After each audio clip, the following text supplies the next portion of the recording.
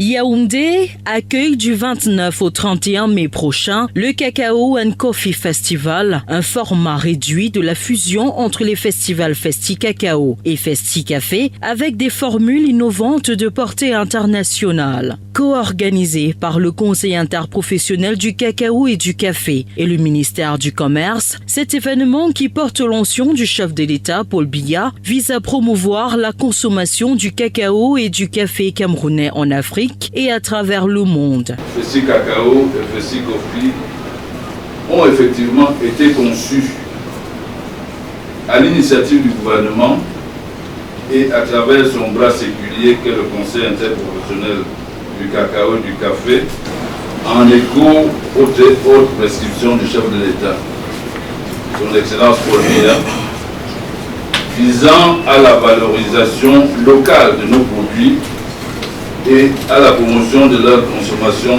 domestique, précisément pour faire contrepoids aux fluctuations erratiques, souvent entretenues au demeurant des marchés internationaux.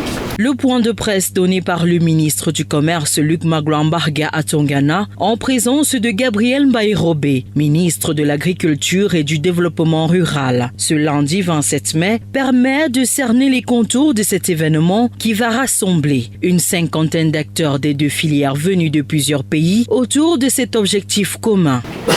Parmi les invités, la société Puratos, j'allais dire qu'on ne présente plus, l'un des plus grands chocolatiers au monde. Les directeurs généraux du Conseil Café Cacao de Côte d'Ivoire, de la Caisse de stabilisation et de péréquation du Gabon et de l'Office national des produits agricoles du Congo. Si ce n'est pas du joli gratin, qu'est-ce que ce serait? Excusez du peu. À date, 13 pays ont d'ores et déjà confirmé leur participation, à savoir la Belgique, la Côte d'Ivoire, la France, le Gabon, le Ghana, la Grande-Bretagne, l'Inde, l'Italie, le Libéria, la République démocratique du Congo, le Sénégal, le Togo et la Tunisie.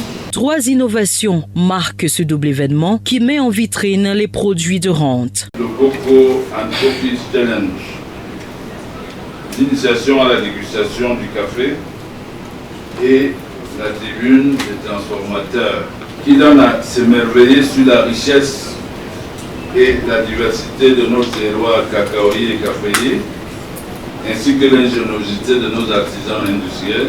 C'est aussi l'occasion pour le Cameroun à travers le Minader de promouvoir les techniques de production visant à améliorer la qualité du cacao camerounais reconnu pour sa saveur unique à l'échelle internationale. La qualité commence déjà par la sélection génétique. La qualité commence par la recherche, continue par l'agronomie et le traitement post-récolte. Donc si nous acceptons que ce festival est conçu pour promouvoir la qualité, ça veut dire qu'il faut rentrer de tout ce qui a été fait pour que cette qualité soit possible. Un moment de partage d'expériences, au mieux de nouer des partenariats lors de cet événement qui va rassembler les acteurs des deux filières à Yaoundé, capitale du cacao et du café, pendant 3 jours, autour du thème « Valorisons le cacao et le café de nos terroirs ».